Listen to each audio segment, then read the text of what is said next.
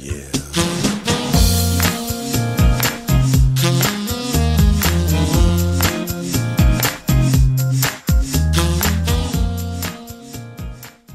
Bonjour à tous et à toutes, bienvenue à cette nouvelle émission Un point c'est tout, une émission du Calchira-le-Roi qui accueille des personnalités, des figures intellectuelles autour de questions philosophiques. Nous sommes ici dans le musée Bellevue, situé dans le prolongement du Palais Royal de Bruxelles. C'est un musée qui s'intéresse à l'histoire de la Belgique et qui également est un centre de réflexion sur la démocratie. C'est donc le lieu idéal pour parler de philosophie politique, de démocratie, en compagnie de Vincent de Corbiter. Et Vincent, je te propose que nous rentrons dans ce musée. Volontiers.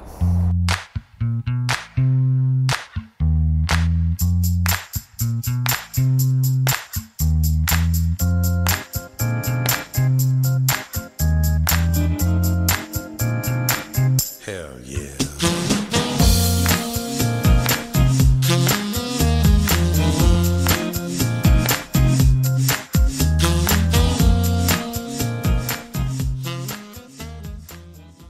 Voilà Vincent, nous allons parler de démocratie.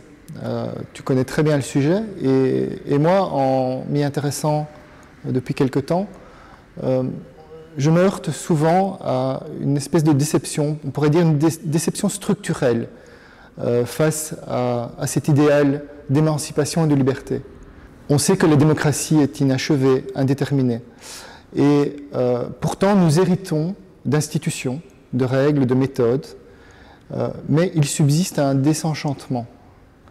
La question que j'aurais tendance à t'adresser, pourquoi ne sommes-nous pas en démocratie directe? Pourquoi est-ce qu'on ne mettrait pas en place une démocratie dans laquelle le peuple est directement partie prenante? Alors ça aurait du sens, ce serait revenir en fait aux origines. Jusqu'au XVIIIe siècle inclus, quand on parlait de démocratie, c'était le pouvoir du peuple en tant que tel, directement.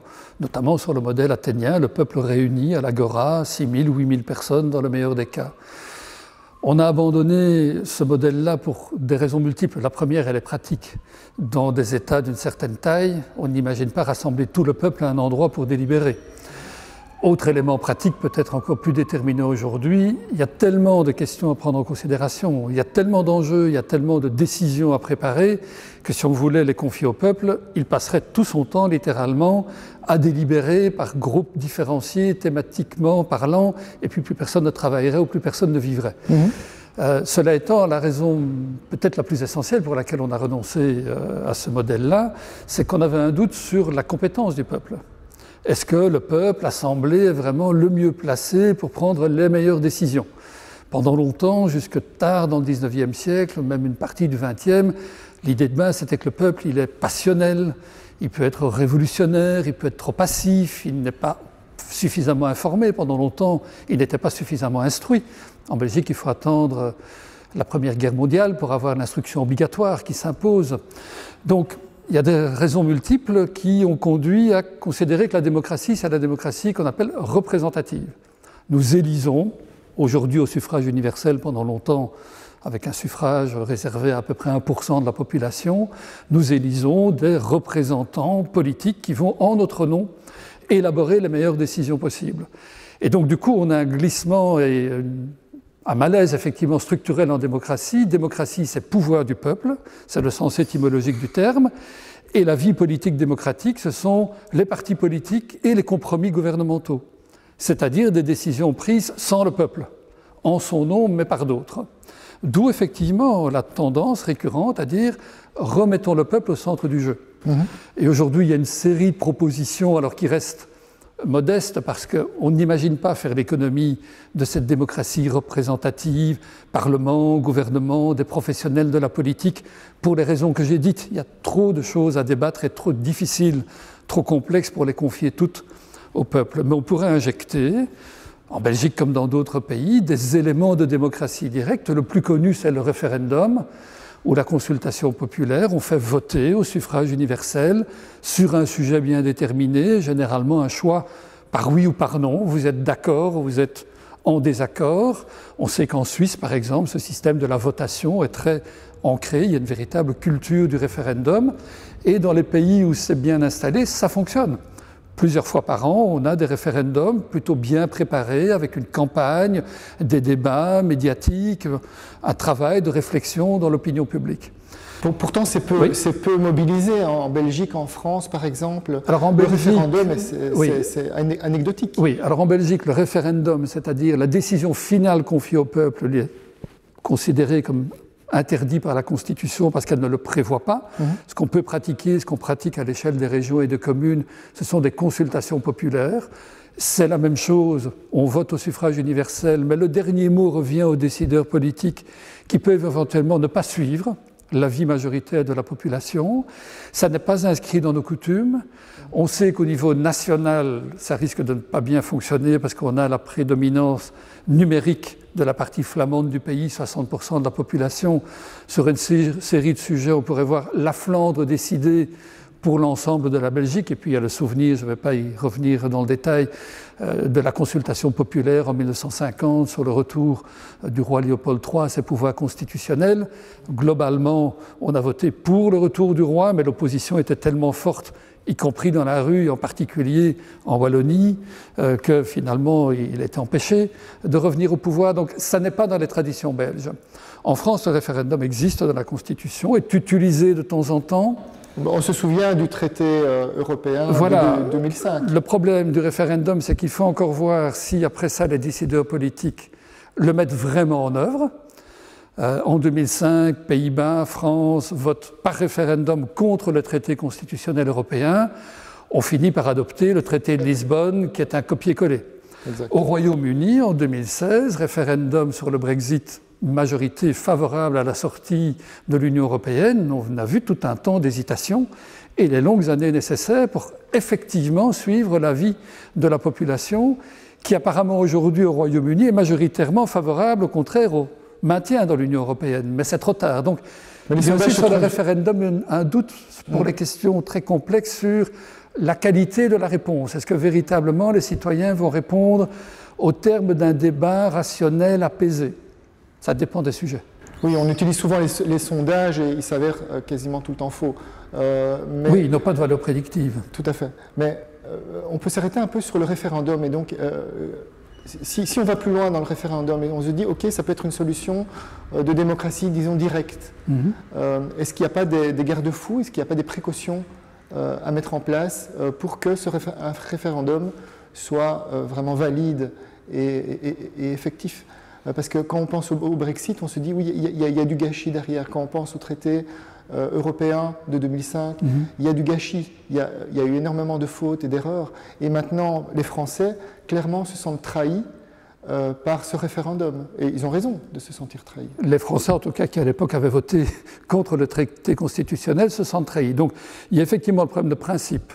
Est-ce qu'on va jusqu'au bout de la logique du référendum? C'est le peuple qui décide et après, les responsables politiques exécutent. Il faut assumer. On pourrait imaginer d'ailleurs de demander par référendum une majorité légèrement supérieure à 50% pour ne pas prendre des décisions qui engagent l'avenir d'un pays sur 50,2% des voix.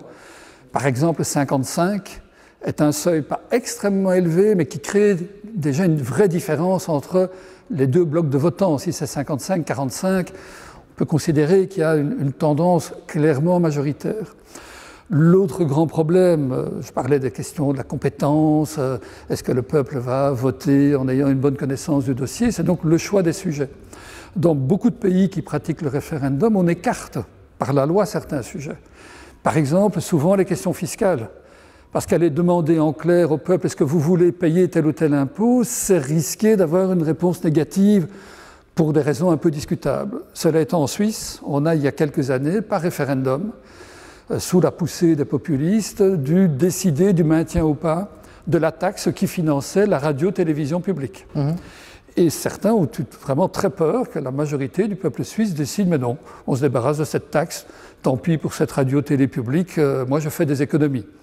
En fin de compte, on a bien confirmé la mise en œuvre de cette taxe. Mais on sentait que c'était délicat, donc le problème du référendum, encore une fois, c'est que la dynamique et, entre guillemets, la qualité de la réponse ne sera pas forcément la même d'un sujet à l'autre. Et puis, il y a une question majeure qui est de savoir qui prend l'initiative de définir la question. Si c'est le pouvoir en place, il peut être tenté d'employer le référendum dans une situation de trouble politique pour se relégitimer. C'est ce qu'on appelle l'usage plébiscitaire. Un président en exercice est un peu en difficulté. Sur un sujet plutôt consensuel, il lance un référendum. Il y a 63% d'approbation et il considère que c'est lui aussi qui a été légitimé. Du coup, d'ailleurs, le référendum peut se retourner contre son initiateur. On ne répond pas vraiment à la question, on essaie de mettre le président sur la touche. Beaucoup considèrent que le référendum lancé par le président de Gaulle après les événements de mai 68 a été détourné de son sens sur, en gros, une forme de régionalisation, de décentralisation, et qu'en fait, on a voté contre le maintien de Gaulle au pouvoir. Donc c'est un outil délicat, surtout quand c'est le pouvoir qui a le monopole de l'initiative. On a vu en France, dans le mouvement des Gilets jaunes, une forte revendication se développer pour ce qu'on appelle le RIC, référendum d'initiative citoyenne. Les citoyens peuvent aussi demander à ce que telle et telle question soit tranchée. Et en Belgique, dans la législation wallonne par exemple, pour les consultations populaires, il y a une possibilité d'initiative de la population avec des seuils quantitatifs à atteindre. Ça permet de donner au référendum, je dirais son sens plénier, le peuple reprend l'initiative de mettre une question à l'agenda politique. Oui, mais mettre une question à l'agenda politique, ça ne rime pas nécessairement avec une exécution qui suit, avec une mise en place d'une nouvelle loi. Ce n'est pas nécessaire. Si, on pourrait considérer qu'au-delà d'un certain seuil quantitatif, il faut obligatoirement organiser le référendum. En règle générale, à ce moment-là, c'est évidemment un exécutif que revient le soin de délimiter exactement la question et puis d'organiser la campagne qui doit être officielle, régulière, surveillée, etc. Et puis, si c'est un référendum et pas une consultation populaire, la décision de la population est finale. Il faut la mettre en œuvre. Et c'est là qu'il faut être prêt à assumer toutes les conséquences, éventuellement très différentes, pour le pire et le meilleur, effectivement. D'accord. Mais il y a aussi un autre procédé de démocratie directe, c'est le fameux tirage au sort de Bernard Manin, par exemple. Oui. Alors, on peut discuter de savoir si c'est de la démocratie directe, puisque là, en fait, on a des sortes de représentants, un panel, un parlement, une conférence, il y a différents termes, de citoyens choisis par le sort, par le hasard, qui se rassemblent un certain nombre de fois autour d'un sujet donné, qui en règle générale ne prennent pas une décision finale, mais font plutôt une proposition. Et selon les procédures, soit ce sont les responsables politiques élus qui décident ou pas de suivre la proposition, soit éventuellement, c'est une voie plus contraignante, la proposition est obligatoirement soumise à approbation par référendum. Ce qui permet de s'assurer de deux modes de parole de la population, les citoyens ordinaires qui délibèrent entre eux pour préparer ce qui leur semble la meilleure décision possible. On a pratiqué par exemple ça dans une assemblée mixte constituante en Irlande à la fois des responsables politiques et des membres de la population sur, par exemple, la légalisation de l'avortement, ça peut être la légalisation du mariage entre personnes de même sexe, l'abaissement de l'âge de droit de vote, on peut imaginer toute une série de questions. Là, ça permet à la population de vraiment jouer le même rôle que des représentants politiques professionnels, à savoir, on délibère. Ce n'est pas seulement qu'on vote, comme par référendum, et éventuellement que certains votent en n'ayant pas très bien suivi la campagne, en n'ayant pas tout à fait bien compris, sinon la question, en tout cas les tenants, les aboutissants, les conséquences. Ici, avec les parlements de citoyens tirés au sort, on délibère. Un nombre de séances éventuellement relativement élevé, quand c'est bien organisé avec des experts qui viennent éclairer les citoyens qui ne sont évidemment pas des professionnels informés au départ du sujet, avec des animateurs qui veillent à ce que la parole soit bien distribuée, soit équitablement prise, qu'il n'y ait pas des phénomènes, je dirais, de leadership ou de prise de pouvoir par les plus costauds, les mieux préparés, les plus engagés, parce qu'on ne peut pas éviter que certains citoyens soient plus engagés que d'autres. Et donc là, on permet aux citoyens de jouer ce qui est censé être le rôle d'un Parlement, un débat contradictoire, ouvert, sans pouvoir préjuger de l'issue finale. on s'échange les meilleurs arguments, on oppose des informations, on fait valoir les différences entre les intérêts et les valeurs, ce qui paraît une évidence pour les uns est inacceptable pour d'autres, ce qui est une très bonne idée pour un groupe a des effets pervers pour un autre groupe. Et c'est normalement au terme de cette délibération, qui du coup peut être longue, que doit émerger la meilleure proposition ou décision finale sur la base du meilleur argument entendu, celui qui aura fini par remporter la différence. C'est très intéressant parce que tu introduis vraiment une complexité dans le référendum. Finalement, le référendum, c'est quelque chose qu'on mobilise. Le tirage au sort, c'est quelque chose qu'on mobilise souvent pour trouver des solutions. Et là, tu amènes toute cette complexité, toutes ces conditions nécessaires pour un bon dialogue, un vrai dialogue de confrontation. La démocratie, c'est un espace de confrontation, de coordination tant que faire se peut, de compromis. Et quelque part, il y a aussi cette dimension de vérité arithmétique qui se trouve derrière. Parce que tu parles de majorité, de majorité qualifiée tout à l'heure. Donc il y a des choses finalement qui vont de soi dans notre conversation, mais qui posent question. Oui, le dernier mot donné aux chiffres, une majorité, soit absolue, 50% plus une voix, soit qualifiée ou spéciale, 75% ou les 2/3 ou autre, c'est apparu comme indispensable pour pouvoir trancher. Sinon, jamais une décision ne peut s'imposer à ceux qui n'en voulaient pas si on ne s'est pas mis d'accord au préalable sur une règle chiffrée, une forme de majorité. Ça ne nous garantit jamais la qualité de la décision. Donc la qualité de la décision, elle dépend des procédures de discussion, de confrontation, d'élaboration de la norme, qui suppose donc au minimum le temps, l'expertise et la pluralité des points de vue, pour que tout ait pu être mis en place, entendu, confronté, et qu'il sorte véritablement une décision aussi raisonnée et aussi intégratrice de tous les intérêts, de toutes les valeurs que possible. C'est la raison pour laquelle nos procédures classiques de décision en Belgique, dans les pays voisins au niveau européen, sont extrêmement longues. En Europe, il faut en moyenne 2 ans pour adopter une directive, l'équivalent d'une loi. En Belgique, on voit bien le temps considérable que prennent certains processus de décision. Mais même dans un pays comme la France, présidentiel et beaucoup plus vertical, certains processus sont également extrêmement longs et parfois on doit enjamber toute une législature et reporter à des temps meilleurs une décision qui était pourtant déjà en cours de préparation. Et donc il n'y a pas de miracle. Si on veut donner ponctuellement par référendum ou par parlement de citoyens tiré au sort le même rôle de réflexion, de délibération aux citoyens eux-mêmes, et si on veut que la décision qui en ressort soit de bonne qualité, il faut s'apprêter à un temps long et à mobiliser des moyens très importants pour obtenir un résultat de qualité. Et donc, ce ne seront jamais que des greffes ponctuelles sur le système représentatif, pour les raisons que je disais au début, la taille de la population et le nombre quasiment infini de décisions à prendre, on ne peut pas tous être des législateurs ou des gouvernants de première ligne. Oui, tu poses la question de l'efficacité, effectivement, et de la temporalité. Le temps démocratique est un temps long et exigeant. Et c'est peut-être pour ça aussi que ces derniers temps, on retrouve ce mouvement de fond. Je crois que tu parles de démocrature, il y en a qui parlent de démocratie illibérale, qui est cette tendance de fond chez, on pense à la Turquie, à la Hongrie, la Pologne et quantité d'autres pays, où il y a ce mouvement de fond qui consiste à, une fois que l'autorité est élue, de saper au niveau de la justice cette séparation de pouvoir, encore qu'il faudrait veiller, parce qu'on parle beaucoup de séparation de pouvoir, mais il faudrait peut-être plutôt parler de balance des pouvoirs. Donc on sape la justice, on sape également des institutions démocratiques, etc., sous prétexte que la personne est élue démocratiquement et donc il est investi d'un pouvoir autoritaire et omnipotent. Oui, je pense qu'il y a ici 2 enjeux. Quand on parle de démocrature, c'est donc dans l'idée que c'est une sorte de dictature, mais fondée sur un élément de la démocratie qui est le suffrage universel.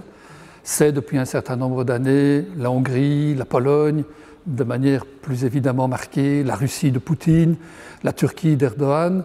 C'était aussi à certains égards le cas de Trump pendant sa présidence, c'est-à-dire des présidents forts qui au nom, ou des premiers ministres forts qui au nom de l'élection qui les a portés au pouvoir, se permettent d'affaiblir les contre-pouvoirs.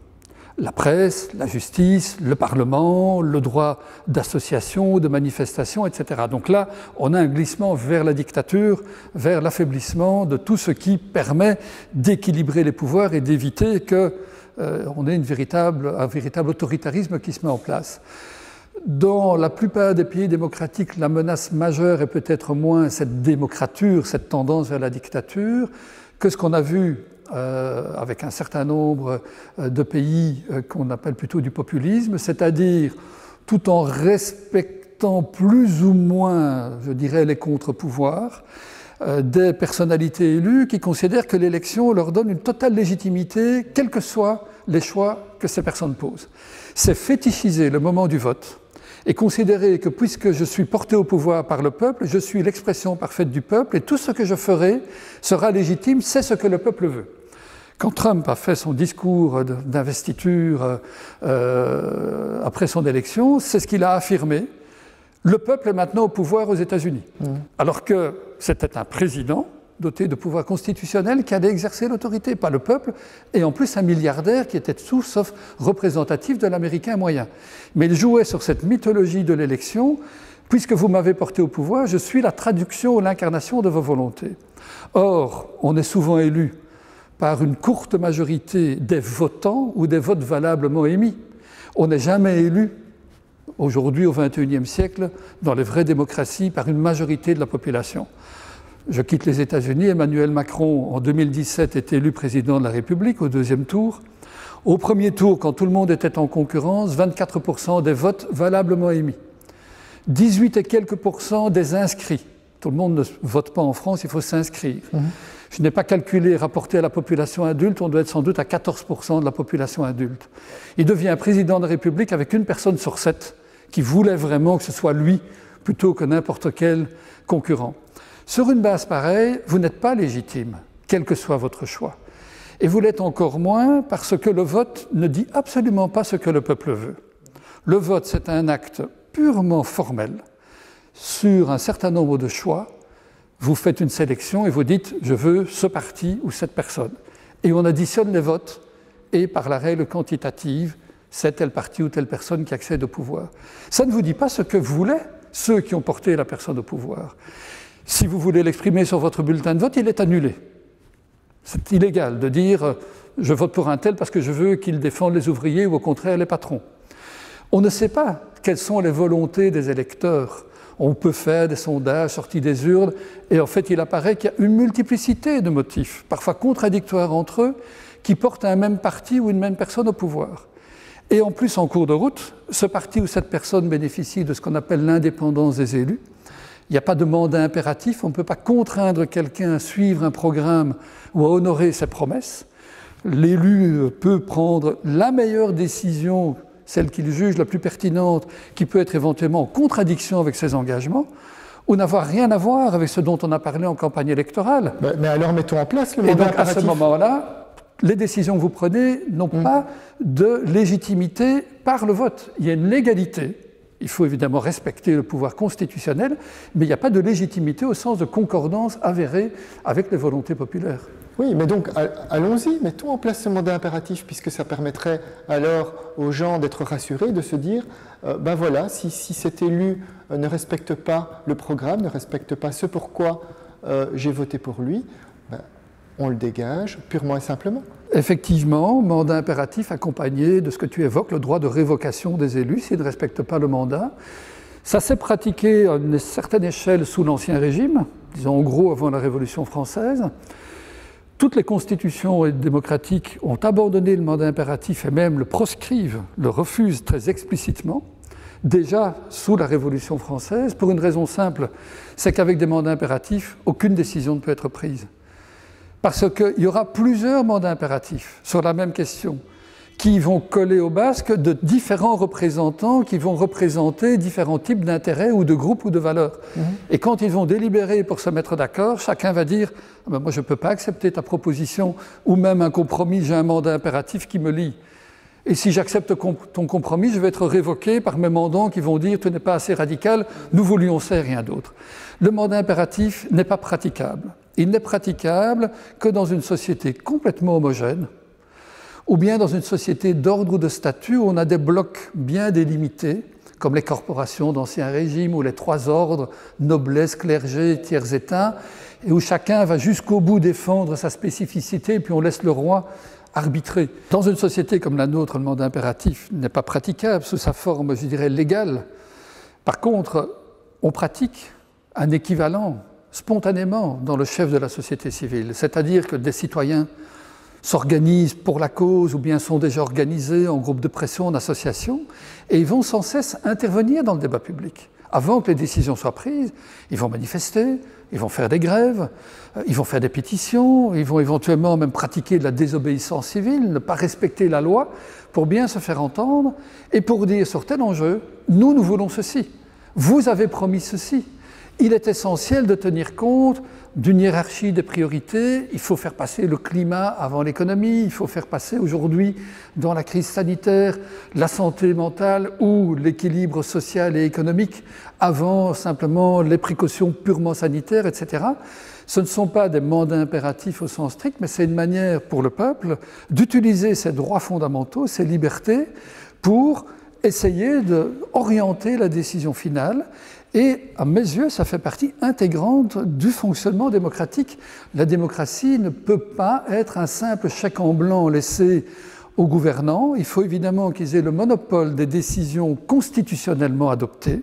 Il faut qu'on soit d'accord sur des procédures, y compris des procédures de vote au sein d'un Parlement qui leur donne le monopole de l'élaboration de la loi, mais on peut tout à fait légitimement rappeler quelles sont les préoccupations, les difficultés, les exigences des uns et des autres. Réduire le peuple au silence, comme veulent le faire les populistes au nom de leur élection majoritaire, ça c'est véritablement court-circuiter l'idée même de démocratie qui est pouvoir du peuple. Il désigne des dirigeants, mais il n'a pas pour autant, comme le disait Rousseau, être esclave entre deux élections. Donc, tu comprends bien qu'il y a quand même un sentiment d'impuissance du peuple, parce qu'on sait quand même que les manifestations s'avèrent souvent inutiles et ne modifient pas les décisions. Souvent, elles sont assez vaines. Il faut les voir aussi dans la durée. Elles peuvent installer un climat, une préoccupation, montrer qu'il est quand même indispensable de tenir compte d'autres points de vue que ceux qu'on avait intégrés. Et puis quand elles sont suffisamment massives, suffisamment constantes, elles peuvent changer radicalement le cours des choses. En France, on l'a vu quand même de manière spectaculaire avec le mouvement des Gilets jaunes, un président qui était très sourcilleux sur la question de l'équilibre des comptes publics a lâché à l'époque une dizaine de milliards d'euros pour satisfaire le mouvement et pour le calmer. Alors évidemment, c'était assez inhabituel, mais ça existe. On a quand même bien vu que le mouvement de grève des jeunes pour le climat a pesé sur les décisions européennes après les dernières élections d'adopter le Green Deal, un plan quand même plus ambitieux qu'on aurait pu l'espérer encore 2 ans auparavant en termes de lutte contre les dérèglements climatiques, même s'il est sans doute insuffisant, mais ça a pesé incontestablement. Donc je ne pense pas que ce soit sans impact. Alors c'est vrai que nous avons l'habitude en Belgique de certains types de protestations sous des gouvernements de droite ou de centre-droit, les syndicats qui organisent des journées de grève interprofessionnelle ou des grandes manifestations nationales, et ça n'est pas pour autant que le gouvernement change radicalement de cap. Se multiplient depuis pas mal d'années des modes illégaux, ce qu'on appelle la désobéissance civile. Précisément, j'allais en venir, mais alors oui. La désobéissance civile, pourquoi et comment? C'est-à-dire qu'il faut mettre des limites. À quel moment est-ce qu'une désobéissance civile est valide et légitime? Donc on pose la question, au nom de quoi allons-nous désobéir? Alors c'est très difficile. Par définition, la désobéissance civile, ça veut dire qu'on désobéit aux lois. On occupe un terrain ou un immeuble qu'on ne peut pas occuper parce qu'on n'en est pas propriétaire. On organise une manifestation qui est interdite et qui donc normalement ne peut pas avoir lieu. On fauche des champs d'OGM alors qu'on n'en est pas les propriétaires, etc., etc. On pourrait occuper une centrale nucléaire, on peut imaginer toute une série de modes d'action. Ce n'est pas la loi qui va dire en quoi la désobéissance est admise, puisqu'au contraire, par principe, c'est désobéir à la loi pour une bonne cause. Donc en fait, c'est au juge, in fine, que revient le soin de condamner ou de ne pas condamner ceux qui ont posé un acte de désobéissance civile. Mais on a des repères philosophiques qui viennent notamment de Thoreau, philosophe canadien, qui a été le premier à théoriser la notion. L'idée, c'est « je désobéis visiblement publiquement, je prends le risque d'être condamné, je le sais, pour défendre une cause que j'estime moralement, socialement supérieure, d'intérêt général et de qualité incontestable. Donc la désobéissance civile, ça n'est pas la menace du monde de l'ORECA qui s'entend dire qu'il va pouvoir rouvrir le 8 mai 2021, de dire on va déjà rouvrir le 1er mai. Parce que ça, c'est rouvrir plutôt pour ses propres intérêts financiers, ce qui est en tant que tel compréhensible, mais qui n'est pas de la désobéissance civile. C'est censé être un geste altruiste pour une cause qui vous dépasse. Aujourd'hui, souvent, ce sont des causes environnementales, mais ça peut être aussi accueillir des sans-papiers ou les aider à passer une frontière. Ça veut dire prendre un risque pour une cause qui vous dépasse, pour faire bouger les gouvernants, pour les forcer à assouplir leur politique, à changer une loi, à adopter un règlement. Et assez souvent, les tribunaux refusent de condamner la personne qui a pourtant désobéi à la loi, parce qu'on fait une balance et on considère qu'elle était sincère et que l'acte n'était pas porteur de conséquences particulièrement dommageables pour la société et que, je dirais, la valeur de la cause peut justifier la clémence de la justice. Et on voit ce genre de pratique se multiplier, ce qui est normal. Quand vous êtes devant des défis majeurs, éventuellement effrayants, comme les dérèglements climatiques ou l'effondrement de la biodiversité, et que vous voyez l'extrême lenteur des procédures démocratiques, et le fait que même les meilleures décisions prises sont encore, pour ceux qui en tout cas font cette analyse, bien en deçà de ce qu'il faudrait faire, vous pouvez être tenté de briser, je dirais, les codes formels de la démocratie et d'essayer de forcer une accélération, une radicalisation des décisions. Moi, je ne m'étonne pas qu'il y ait des actes de désobéissance civile, je m'étonne qu'il n'y en ait pas davantage.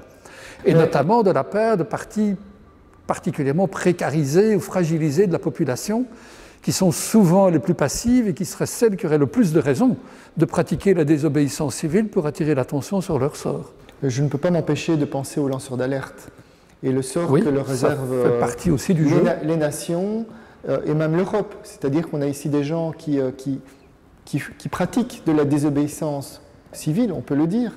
C'est de la désobéissance dans le sens où, je défends une valeur, je défends un principe qui est un principe universel, par exemple, où on se dit, là, il y a du vol, là, il y a un crime, là, il y a quelque chose de très important qui se passe. Et quel est le sort de ces gens? C'est atroce. Et ils sont très mal défendus au niveau juridique. Oui, mais ça s'améliore. Plusieurs pays ont adopté ou sont occupés à adopter des législations. C'est le cas aussi au niveau européen, avec une reconnaissance de la notion même de lanceur d'alerte et des conditions dans lesquelles les pouvoirs qui sont interpellés peuvent et doivent accueillir l'alerte et avec un début de mesures de protection. Je ne connais pas le dossier de manière technique, donc j'en reste là. Mais donc, c'est un bon exemple de ce qui était illégal il y a encore une dizaine d'années. Il ne faut pas croire que la démocratie est figée sur les lanceurs d'alerte. On a commencé par une situation où ils étaient totalement délictueux. Le bon exemple, évidemment, c'est Snowden qui continue à avoir plus que des ennuis avec son pays, les États-Unis. Mais dans un certain nombre de pays européens, au niveau de l'Union elle-même, il y a un début de reconnaissance juridique du rôle des lanceurs d'alerte, une définition de ce qu'est un lanceur d'alerte, les conditions dans lesquelles il peut et doit interpeller les autorités de faits qui sont portés à sa connaissance et qui sont hautement problématiques, et avec des mesures de protection du coup juridique pour ce type de pratique. Donc, c'est insuffisant aux yeux des plus militants, des plus radicaux, mais c'est un système qui est en évolution perpétuelle. On n'est pas dans une impuissance, comme beaucoup de citoyens le croient, simplement au regard de certains défis écrasants, la lenteur et parfois la relative modestie des décisions peuvent être désespérantes, peuvent être insuffisantes. Je voudrais peut-être passer à un autre registre. À plusieurs reprises, tu parles de populisme, de peuple. Mais c'est quoi un peuple? Tu sais qu'actuellement, on l'envisage souvent, on en parle souvent. Or, si je ne m'abuse, il y a Rosan Vallon qui parle de peuple en des termes assez précis. Il nous dit que c'est une superposition d'approximations. Donc j'aimais beaucoup cette définition parce qu'on revient tout le temps maintenant à la notion de nation, de souverainisme, etc. etc. Qu'est-ce que tu pourrais m'en dire ? Je pense qu'il faut distinguer la réalité entre guillemets juridique ce qui est presque une contradiction dans les termes, parce que le droit, justement, institue des règles pour façonner la réalité, mais il faut distinguer la réalité juridique de la réalité sociologique. Sociologiquement parlant, dans la plupart des pays aujourd'hui, il n'y a plus de peuples. Il y a des populations diverses, certaines issues de l'immigration, plus ou moins récemment, ou de manière plus ou moins ancienne, d'autres qu'on appelle parfois autochtones, avec des territoires à l'intérieur d'un pays qui ne sont pas les mêmes, parfois une multiplicité de langues, éventuellement une multiplicité de religions, de convictions philosophiques, surtout toute une palette d'appartenances sociales, de niveaux sociaux, de niveaux d'éducation, des courants idéologiques multiples. La vieille notion de peuple qui pouvait encore prévaloir jusque pendant une partie du XIXe siècle, une forme d'unité nationale, une certaine cohésion, une certaine identité, avec une unité de destin partagée, voulue par la grande majorité de la population. Cette notion-là, dans un monde ouvert avec les mouvements migratoires, les mixages culturels, etc., que nous connaissons, ça n'a plus de sens sociologiquement parlant. Et on s'inquiète au contraire d'une certaine dilution des identités ou des formes de cohésion les plus élémentaires. En même temps, il faut bien juridiquement maintenir la fiction du peuple en tant que souverain en démocratie. C'est lui qui doit avoir le premier mot à travers l'élection dans un système représentatif et être normalement l'horizon du dernier mot, c'est-à-dire l'objet de préoccupation constante des décideurs qui, tout en étant constitutionnellement indépendants, libres de leurs décisions, sont censés agir pour l'intérêt du peuple dans sa totalité ou de la nation dans sa totalité. Donc c'est une fiction, mais c'est une fiction régulatrice, dirait Kant, c'est une fiction qui doit orienter le travail politique, parce que sinon on décide délibérément de gouverner au nom de la partie de la population qui nous a portés au pouvoir et en méprisant totalement ceux qui sont dans l'opposition. C'est ce qu'on appelle en philosophie politique la tyrannie de la majorité. Et on peut être extrêmement cynique dans une logique de ce genre. C'était le cas de Trump comme président. Toute l'Amérique démocrate, et notamment celle des minorités, noirs, latinos, etc., était pour lui même pas partie négligeable, c'était l'ennemi intérieur. Et il gouvernait au nom de l'Amérique blanche, conservatrice, nationaliste, qu'il estimait la seule légitime. Donc c'est essentiel de garder quand même cet horizon d'un peuple qui est au moins le délégataire ultime et qui est censé être l'objet permanent des dirigeants. Et donc toutes les composantes de ce peuple doivent avoir une part de la considération, être toutes un objet de préoccupation. À ce titre-là, la notion garde du sens, mais ça n'est pas une notion sociologique. D'où l'importance maintenant du scrutin, parce que tu n'en as pas encore parlé suffisamment peut-être, mais des différents modes de scrutin qui permettent de mettre en place cette majorité. Et c'est finalement structurellement essentiel qu'on comprenne les tenants et aboutissants de ces scrutins et les implications au niveau des décisions, au niveau de l'organisation de la société. Alors, il a fallu un certain temps pour qu'on décante cette question de l'organisation du scrutin, notamment un temps assez long, un bon siècle pour arriver à un véritable suffrage universel, incluant les femmes, incluant les jeunes qui pendant longtemps étaient exclus, incluant ceux qui, au départ, avaient tout simplement un niveau de revenus ordinaire ou modeste. On a commencé en Belgique avec un suffrage censitaire basé sur en gros le niveau de fortune, et c'était 1% de la population qui était électrice et éligible. Et bien évidemment, quand le scrutin est réservé aux élites sociales et économiques, elles décident en fonction de leur vision de la société et de leurs intérêts. D'où une longue marche vers le suffrage universel, pas seulement masculin, également féminin, etc. Ça ne décide pas encore, une fois qu'on s'est mis d'accord là-dessus, principe d'égalité.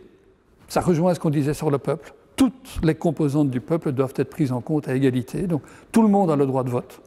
Il y a juste un critère d'âge qui écarte ceux qui ne sont pas encore considérés parce que trop jeunes, comme étant capables d'émettre un vote informé et raisonné.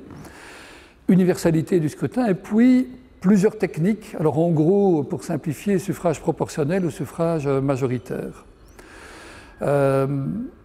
En Belgique, on pratique le suffrage proportionnel depuis la fin du XIXe siècle, mais on avait démarré, comme d'autres pays, avec un scrutin de type majoritaire.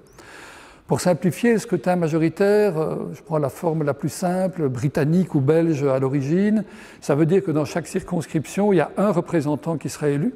C'est celui qui aura remporté l'élection dans la circonscription, celui qui aura obtenu le plus de voix.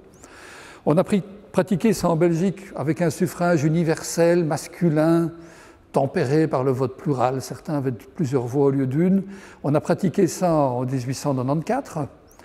Et les libéraux en ont été assez maris. Ils avaient obtenu 28% des voix en moyenne et 8% des sièges. Parce qu'au scrutin majoritaire, il faut être en tête dans sa circonscription. Ils étaient battus dans les campagnes par les catholiques et ils étaient battus dans toutes les régions industrielles par les socialistes. Ils n'arrivaient en tête que dans les villes. Et on a décidé de basculer en Belgique du scrutin majoritaire vers le proportionnel. Parce qu'avec le scrutin proportionnel, les différentes tendances politiques ont en gros une représentation parlementaire proportionnelle, identique à peu de choses près à leur puissance électorale réelle. Avec un scrutin majoritaire, on peut avoir des discordances spectaculaires. J'en donne deux exemples britanniques plus récents que les élections belges que j'ai évoquées. En 2015, c'était particulièrement net. Le UKIP, le parti qui militait déjà pour la sortie de l'Union européenne, obtient un excellent résultat, 1 voix sur 8 et 1 siège sur 650. Parce qu'il n'y a qu'une circonscription dans laquelle le UKIP est arrivé en tête, alors qu'il avait un excellent score en moyenne.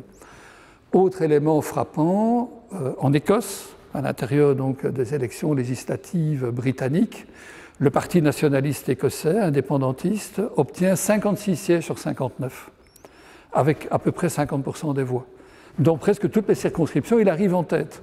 Mais ça ne veut pas dire qu'il fait pratiquement 100% des voix, mais simplement il est en tête à chaque fois, ou presque dans les circonscriptions. Donc, de prime abord, il n'y a pas photo, il faut opter pour le scrutin proportionnel, parce que le majoritaire peut en fait conduire à ce qu'une minorité d'électeurs porte un parti au pouvoir, un parti qui obtient une majorité parfois même très confortable au Parlement, et qui peut donc gouverner seul, alors qu'il est appuyé sur une minorité d'électeurs. Donc, de prime abord, le scrutin proportionnel est nettement meilleur parce qu'il est beaucoup plus juste. Il a le grand avantage qu'on connaît bien en Belgique d'obliger presque toujours à la mise en place de gouvernements de coalition, intégrant plusieurs partis et donc donnant un pouvoir de décision à plusieurs tendances idéologiques, à plusieurs composantes de la société qui se reconnaissent dans les différents partis qui sont membres de la coalition. Ça permet d'éviter une gouvernance qui soit unilatérale et qui n'incarne qu'une idéologie. On connaît bien ça en Belgique, ces compromis incessants entre 1, 2, 3, parfois 4 familles politiques différentes, avec alors des inconvénients, on peut y revenir, mais de l'intérêt d'agréger tout le monde. Mais je reviens d'emblée en fait aux inconvénients. C'est évidemment la lenteur des processus de décision, c'est leur complexité. Quand vous devez mettre 2, 3, 4 parties d'accord, ça peut être très difficile, ça peut prendre beaucoup de temps, ça peut donner lieu à des résultats qui pour la population sont un peu illisibles. On n'a pas très bien compris si c'était une vraie décision environnementale ou une vraie décision au profit d'intérêts économiques. Si on avait vraiment tranché en faveur d'une priorité portée par tel parti ou d'une priorité portée par tel autre, on a parfois des compromis quand même assez lisibles. Moi, je prends souvent avec mes étudiants l'exemple du sort de ce qu'on appelle les cours philosophiques dans les écoles publiques, les fameuses 2 heures obligatoires de cours de religion ou de morale. En 2014, à l'issue des élections, on se met d'accord entre socialistes et CDH pour une réforme.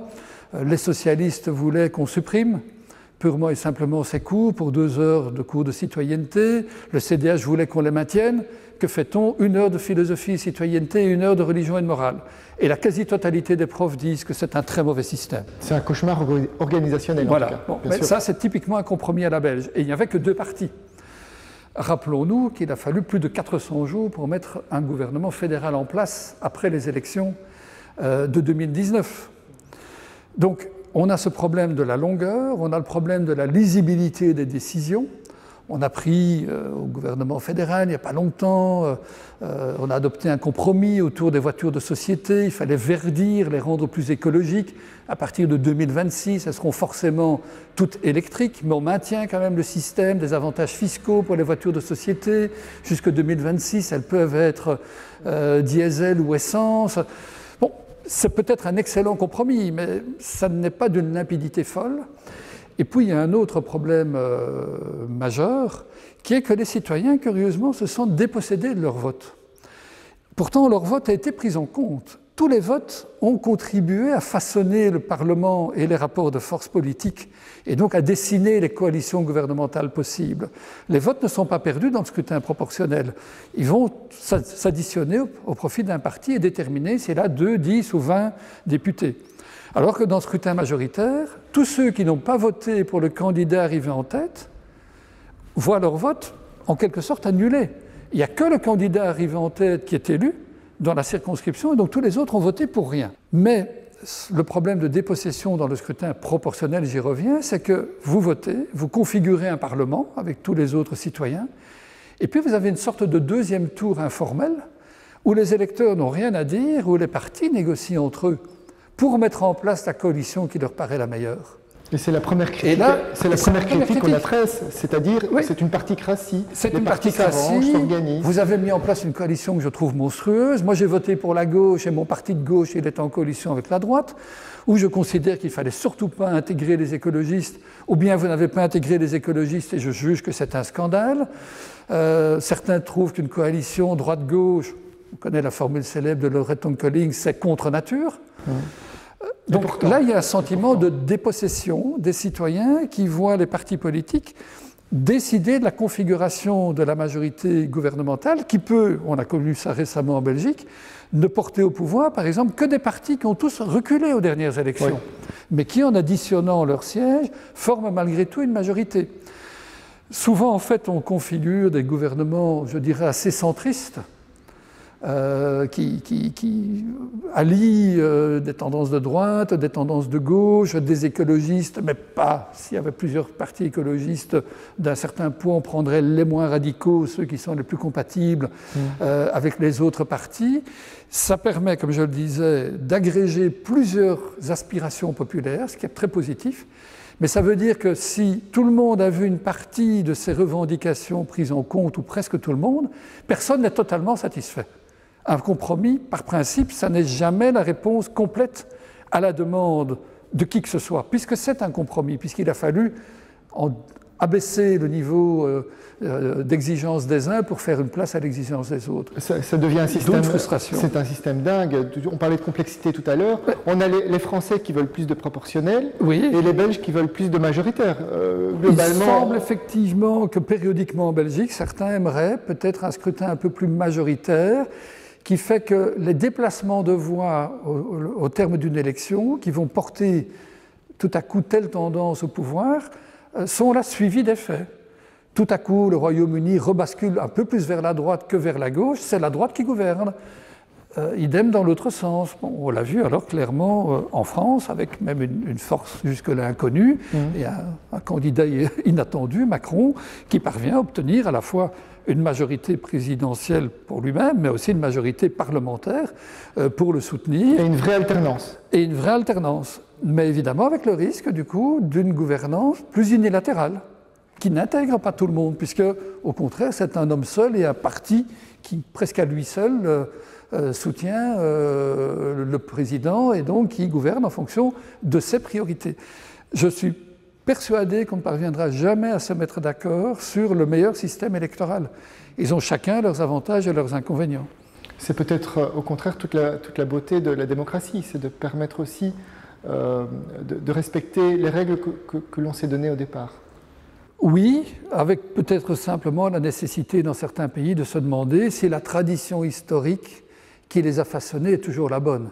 Si on pense aux États-Unis, aux aberrations du scrutin présidentiel, où vous n'êtes pas élu tout simplement à la majorité absolue des voix populaires, mais dans des circonscriptions correspondant aux États et avec des poids qui ne sont pas équivalents. Des électeurs. Là, on a quand même un système qui, à mon avis, est un héritage perverti. On sait déjà que Trump, en 2016, avait été élu avec 3 millions de voix de moins que Hillary Clinton. Ça, c'est aberrant. Donc, certains pays pourraient quand même remettre, je dirais, leur ouvrage sur le métier.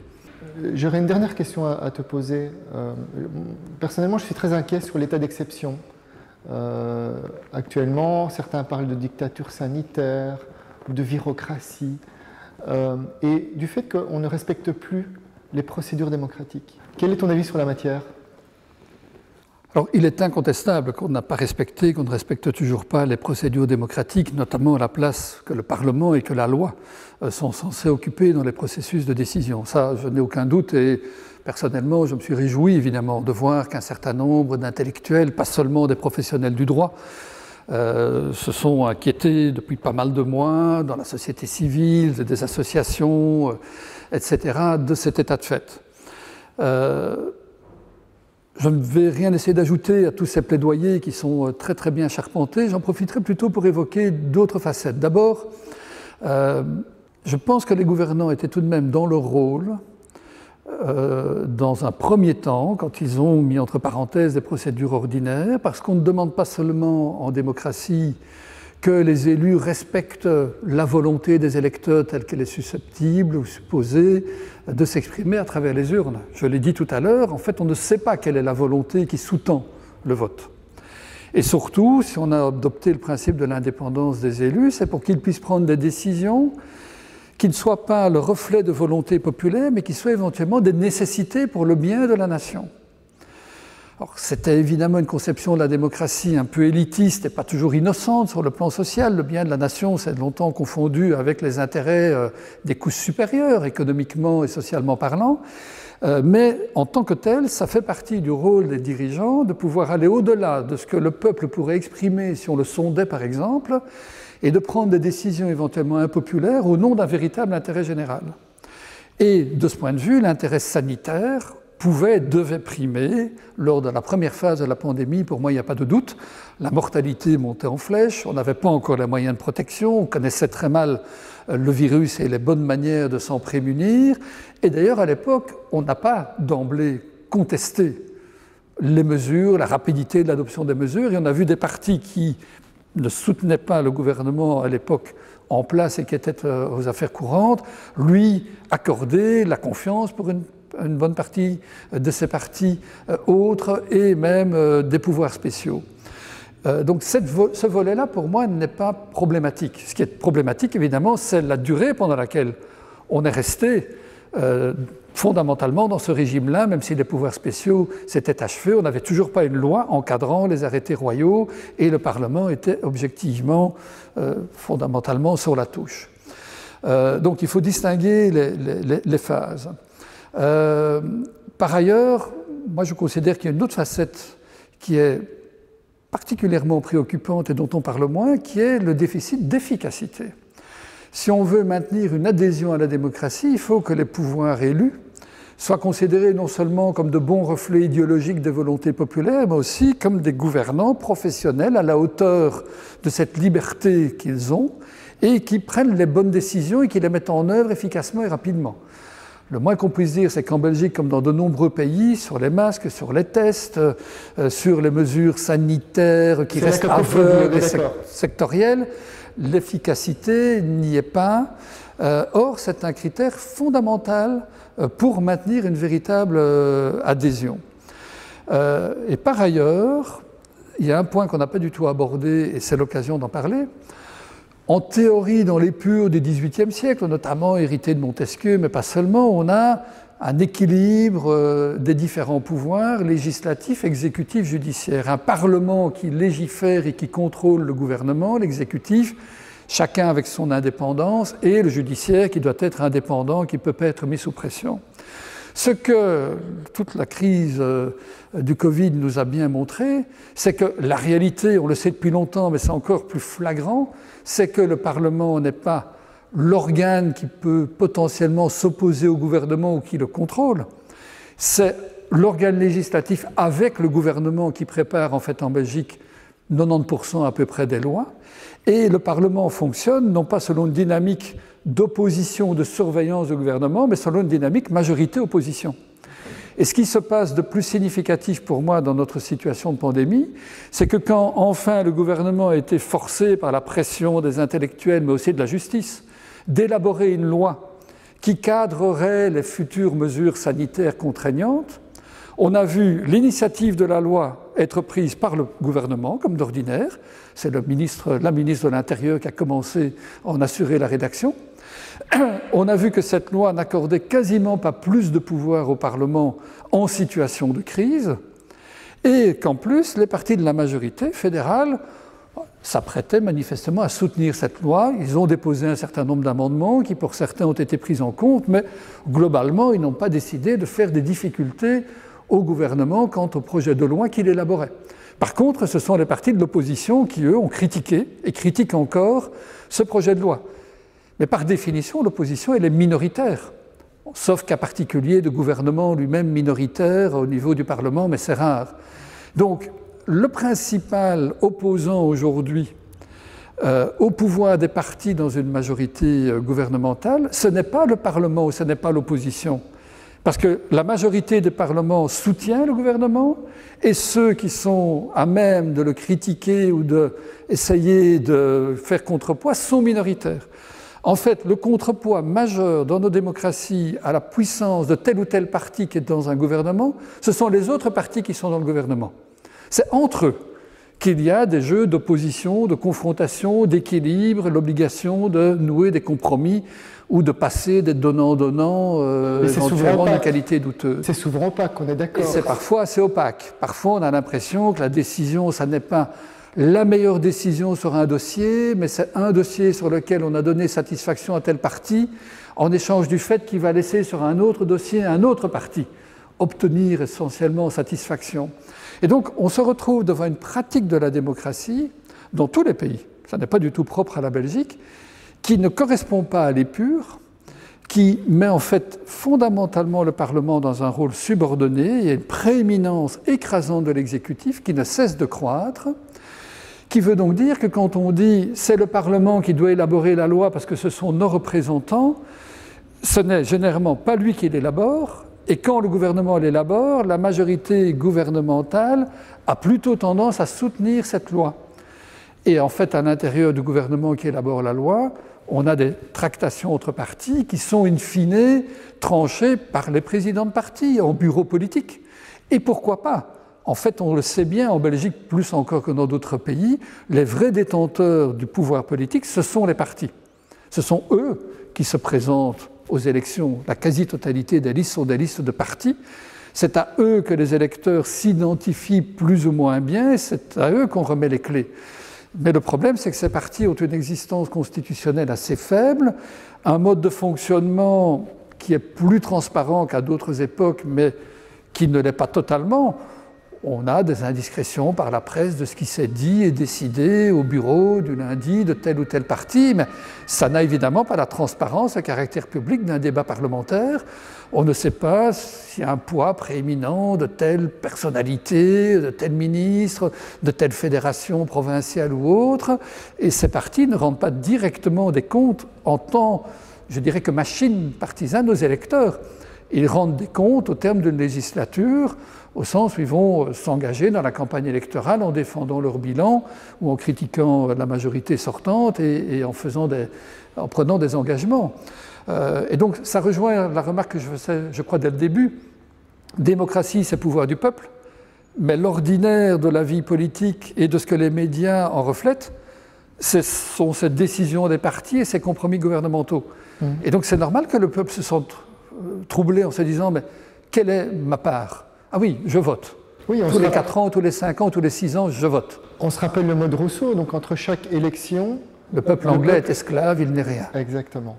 Donc il y a ce danger, mais il y a tous les bémols que tu as développés, effectivement, il y a toute cette complexité également à développer.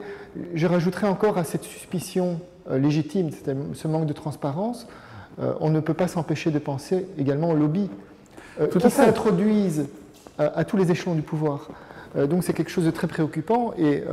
Oui, et là on a un problème qui est très complexe. Quand on parle de lobby, on pense généralement à des lobbies économiques. C'est-à-dire soit des grandes fédérations d'entreprises industrielles ou autres, soit des cabinets de juristes professionnalisés qui ont pour mission et qui sont payés pour défendre les intérêts de telle industrie, de tel secteur. À propos de ces lobbies, il est facile de dire, et moi je le crois aussi, qu'ils exercent un pouvoir trop important, une capacité d'influence, ils ont un carnet d'adresses évidemment considérable, ils représentent des intérêts économiques tels qu'en un coup de téléphone, ils obtiennent un rendez-vous avec un ministre ou avec un commissaire européen, et ils pèsent sans doute d'une manière, je dirais, profondément inéquitable sur les décisions. Parce qu'encore une fois, leur capacité de simplement se faire entendre et puis d'obtenir une décision qui leur est favorable est bien supérieure à celle de citoyens ordinaires ou même d'associations de citoyens. On connaît bien aux États-Unis la puissance horrifiante de la NRA, le lobby des producteurs et des marchands d'armes. On sait le poids qu'a pu exercer pendant des décennies le lobby des cigarettiers pour essayer de brouiller complètement, par exemple, toutes les études scientifiques et fabriquer ce qu'on appelle un doute scientifique orienté, faire croire qu'on n'était pas tout à fait sûr que la cigarette tuait, qu'il n'était donc pas encore temps de prendre des mesures de restriction, par exemple, de la publicité sur le tabac. Donc on peut être vite d'accord sur le fait que ces lobbies sont un handicap ou un effet pervers de la démocratie, ou un agent pervers de la démocratie. Sauf que par ailleurs, ils représentent effectivement des intérêts économiques et derrière ces intérêts économiques et financiers, il y a dans beaucoup de cas des emplois. Et c'est en fait un des arguments majeurs qu'ils utilisent, à savoir, attention, vous créez des difficultés dans tel et tel secteur, par exemple avec des normes environnementales très strictes, vous allez mettre des entreprises entières en faillite et des emplois disparaissent. Il vaudrait mieux maintenir le glyphosate ou ne pas nous empêcher d'employer des centrales à charbon, etc. etc. Donc on a un problème de hiérarchie des priorités et des arguments. L'argument de l'emploi, la menace de délocaliser ou de voir un secteur économique s'effondrer est évidemment une menace à laquelle les responsables politiques sont sensibles. Heureusement d'ailleurs qu'ils y sont sensibles parce que ça reflète de vraies, je dirais, situations concrètes pour les personnes. C'est peut-être un petit peu rhétorique de la part des lobbyistes de dire mon cœur saigne à l'idée des chômeurs que vous allez créer, mais il y a de véritables situations quand même à prendre en compte. Parfois les syndicats sont les premiers défenseurs de production industrielle qui ne sont pas les plus vertueuses mais qui donnent de l'emploi. La fabrique nationale de Herstal continue à fabriquer et à vendre des armes, y compris à des pays qui ne sont pas recommandables, mais c'est de l'emploi. Je pense qu'on est à 3000 encore et toujours aujourd'hui en Wallonie. Donc on a ce problème-là, que ces lobbies reflètent aussi des réalités sociales, même si c'est de manière un peu hypocrite. Et puis on a le problème de savoir c'est quoi un bon lobby et un mauvais lobby. C'est quoi un bon groupe de pression et un mauvais groupe de pression. Une église aussi, ça peut être un groupe de pression. Une association de défense des sans-papiers, c'est aussi un groupe de pression. Toute la société civile organisée joue le même jeu que les lobbies. Nous attirons l'attention des dirigeants sur le caractère essentiel de telle situation, de telle valeur, de tel intérêt. Vous ne pouvez pas oublier que telle décision va nuire à l'un ou l'autre segment de la société. Et c'est difficile sur le principe de dire qu'il y a de mauvais lobbies et de bonnes associations. Vous avez un continuum et un problème presque philosophique. Fermer la porte totalement au lobby, c'est fermer la porte à la société civile. Et alors on revient au schéma que Rousseau déplorait. Entre deux élections, le peuple se tait et les élus gouvernent.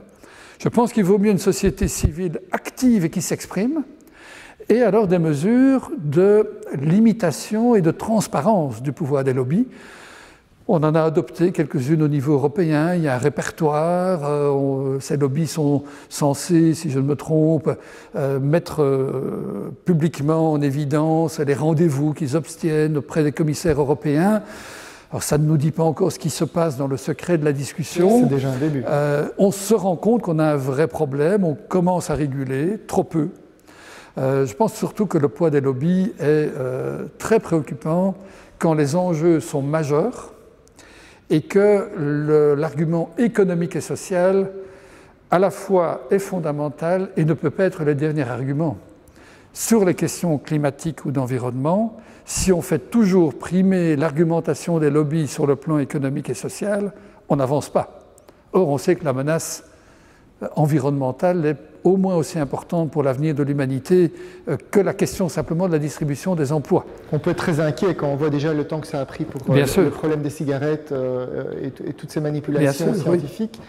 On peut légitimement s'interroger sur ce qu'il en sera à propos du réchauffement climatique. Oui. En tout cas, le fait d'avoir des informations qui soient un maximum transparentes et fiables. Moi, je suis persuadé que dans les années qui viennent, on va voir pas seulement les jeunes, mais de nouveau des fragments de peuples qui vont descendre dans la rue ou adopter d'autres formes de désobéissance civile que des manifestations non autorisées pour faire avancer la question climatique, parce qu'on voit déjà qu'on reprend du retard par rapport au calendrier déjà insuffisant qu'on avait pu adopter dans la foulée de la COP de Paris ou dans la foulée de l'adoption sur papier simplement du Green Deal européen. Donc on va avoir un retour d'une intervention directe de fragments de la population qui vont essayer de faire contrepoids, notamment au lobby économique. Donc un retour à la société civile, un retour également peut-être à plus de transparence, si on se réfère au lobbying,